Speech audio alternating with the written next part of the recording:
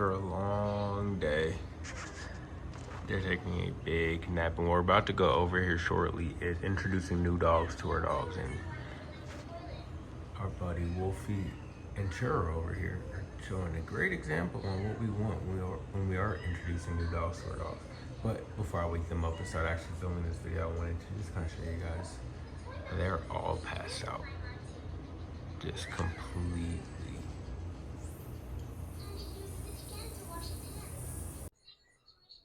All right, guys. So today we're going to be going over introducing new dogs. So you guys have seen Stitch, my other dog, kind of be around quite a bit. So again, they're all kind of used to him. So one of the other dogs I decided to grab and bring her kind of out of retirement because she has been used for the past few months since she had puppies is Khaleesi. She's my 2-year-old Mal. And again, it's completely different, right? You can say, oh, they look the same. Or even they act the same, so the dogs might be used to them, but they kind of know when there's a different dog around. Hey, down. No, down. And the biggest thing I want to go over today is how to introduce new dogs to your dogs and what are the expectations, right? And I kind of took a little video earlier of Wolfie and Churro kind of napping with each other because this is the expectation. One, not every dog needs to meet your dog. Just the same thing that we went over yesterday with the people.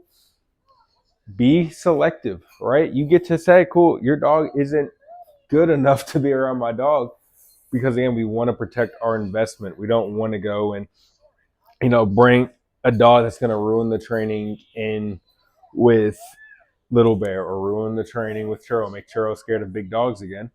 We want them to understand that, cool, mom and dad still have control of everything. So the first thing that we want to do when we're introducing new dogs to our dogs is we want them to understand how to passively exist, right? All of these guys right here are doing exactly that. They're all passively existing. They're all just laying down next to each other. Nobody's playing. Nobody's, doing anything crazy. They're all just laying down. And 9 times out of 10, when you go and you introduce 2 dogs that've never seen each other before, they're going a little crazy, right? They're going a little chaotic. So this is your first step where, again, if you have a family member, a friend, a coworker, and they have a dog, you guys want to do a doggy date, play date, place training. Make sure the dog can at least place train, right? We want to be able to have them controlled because, again, what a lot of people like to do is we take our dogs, we release them in the backyard, and we let them figure it out, right? We let them go and they run, they get the zoomies and they wrestle, and that can lead into such a dangerous situation if you don't really know how to read dogs' body language where it can look like playing. And next thing you know, we have a full-out dog fight on our hands. And for some dogs, they can recover from that mentally. Some dogs, that might turn them into dog aggressive. It might turn them into, a little bit more insecure, anxious, all those sorts of things. So we want to be able to advocate for our dogs in a controlled way. So again, we want to be able to allow them to just go and settle where, again, they've seen her through the kennel. That's it. She's never been out here with them. And you notice Wolfie's still sleeping. Bear still sleeping. Churro gave her a couple little looks, but she doesn't really care too much about Churro, right? Next thing going into it, cool. Once you have that dog that can actively place with your dog, and again, Wolfie and Honey, this is what they need to be able to do, right? I don't care if Honey doesn't like Wolfie. Honey needs to understand that she's been place trained, right? That she just has to stay on her bed. Wolfie can stay on his bed. He doesn't need to be in her spot. She doesn't need to be in his spot. Or if you guys, again, Bear is a young dog, Churro's a young dog, where again, they're going to meet other dogs. We want them to be able to at least be controlled. So that way, when we get to step 2, which is, all right, we're going to go into the bathroom, we're going to have both dogs on leashes. And then you ask, well, why are both dogs going to be on leashes? So that way, if something does happen, right, we can go outside, we give them both the break command. They go to the bathroom, they want to sniff each other, cool. If they don't, cool. We give them the break command. But that way, if we start seeing body language that you guys are able to identify, right? Posturing, where, again, a dog will posture up, they start sticking their chest out, hackles coming up, they're getting stiff, the tight little tail wags, all those things can be and can show that, cool, they're about to react, right? Or if it just starts getting a little bit too out of control, right? Let's just say they're really excited to see each other and they're just going crazy. It's like, now at least we can kind of put them into control, like, hey, no, cut it out. Just relax a little bit before we allow them to actually play, right? We want them to understand how to passively exist and how to actively exist without redlining, without getting the zoomies and just going crazy as soon as they see each other, right? I want them to be able to walk around on a leash together. I want them to be able to, like, You can go say hi, but every single time you're together, it's not just we're going crazy. Once again, this isn't again like I've said in dog training, there are no sprints. Everything's a marathon, which this can all be done in one day. So this isn't kind of like where this training is going to last for a while. This can all be done in one day where it's like, well, we're going to allow the dogs to passively exist for 30 minutes, an hour, 45 minutes, whatever. All right, let's go to the backyard and relax. The weather's nice. Go out there, just allow them to be on leashes for another, 15 minutes where they're sniffing around, just kind of existing. And then it's like, you can look at your friend, your family, whoever it is, and be, all right, cool. We're going to allow our dogs to be off leash or just drop the leash, right? You can just drop the leash, let your dogs play if they want to play, but monitor it because, again, growing up, I had siblings. I've seen it also happen where, again, siblings fight. We play fight. Somebody hits somebody a little too hard. Somebody pushes somebody a little too hard. That is how a fight is going to happen. Same thing with dogs. If they're just running, all it takes is for that little too hard of a shot. The other dog doesn't like it. They retaliate. That dog doesn't like that they retaliated. Boom.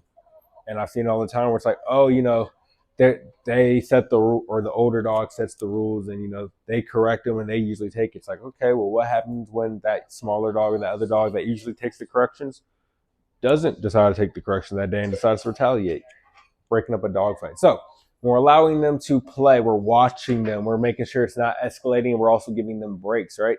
Allowing them to play hard for 5 minutes where they're just going crazy. And it's all right, cool. Let's go pick them up. Let's go tell them, all right, down, place, relax for, 10, 15 minutes. Okay, they go, they kind of get their bearings, they settle for a little bit, and you're like, all right, break, go and play again, or go have fun, right? We're keeping that controlled, we're keeping that structure. And that's just while we're introducing those, of course, as the dogs learn to be around each other in these kind of ways, we can start expanding a lot more. Where, again, this is day one. By the time they're a year and they know each other very well, it's gonna be not as much structure, right? Where they'll be placing with each other and they'll be out in the backyard while we're barbecuing for an hour and a half, 2 hours, just kind of hanging on their place bed, or we can let them have longer play sessions. But we don't want to rush these processes because, again, we have Bear, who he's a great example because he's a big dog with a lot of energy. Where, again, he can be very intimidating to a dog like Churro. Churro decides to snap at him. He doesn't take it great. He goes to correct Churro. Churro weighs like 8 pounds. All it takes is for him to swipe his paw down real hard and he breaks his back. That's how all of it can kind of happen. But then we want to make sure that their dog is able to kind of be able to do this as well. That's the big thing. These dogs are going to go home and they're going to be rock stars when it comes to new dogs. But we have to be able to advocate and tell our friends, family, coworkers, whoever it is, hey, and you can do it professionally, tactfully. I mean, I tell people all the time, like, no, I just don't like other dogs playing with my dogs because, again, there's not very many dogs that I trust around my dogs. But when we're doing all this stuff, come. Good. Good girl, mamas. Down. No, down. She's like, there's a bear right here. Good. And this is where it's like, cool. I can allow them to kind of just go sniff, settle, whatever they want to do. Bear's kind of just like, oh, who is this? But everything can kind of stay controlled. She goes, she ignores him. And this is why I like using my dogs in these sorts of things, is because, again, my dogs have been through this. I don't know how many times. Like I said, she hasn't done it in like the past couple months because she had puppies. But so Stitch kind of came into their spot. But now you're getting put back to work. You're going to earn your food. Come. Good. And notice how every dog is kind of just ignoring each other. She's not super interested in who these dogs are. That's what we want. That is not yours. That is Bear's. No. And you cannot be trusted with toys. Man, we want them just to ignore everything going on around this situation. Come. Good. Sit. And she's a good girl. She's a good girl. Yeah, they're excited. Yeah. Good girl. Think you can fit on there with Wolfie and Churro? Khaleesi. Place. No, place.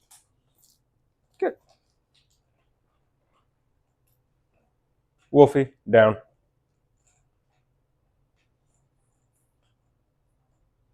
Good. Khaleesi, come. No, come. Good girl, my miss. And again, just keeping everything nice and neutral. You can't fit on there with Bear, but we can just have you down right real close to him. Come up. And I should be able to come get Bear pets. He gets little guys. Yeah. Good girl.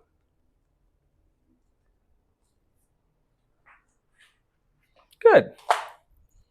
And that's literally how this is going. You guys have seen your guys' dogs introduce to each other, and that's exactly the same way it is.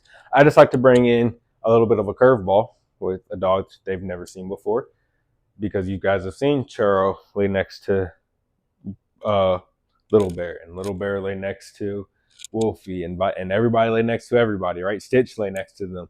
So it's like, cool, let's show how they're going to react to a dog they've never really seen before. But all of this is just about being controlled, right? And speaking of controlled, the next thing we want to talk about is resource guarding. So when we're talking about resource guarding, this is a very short snippet. Is there's a couple things, right? One,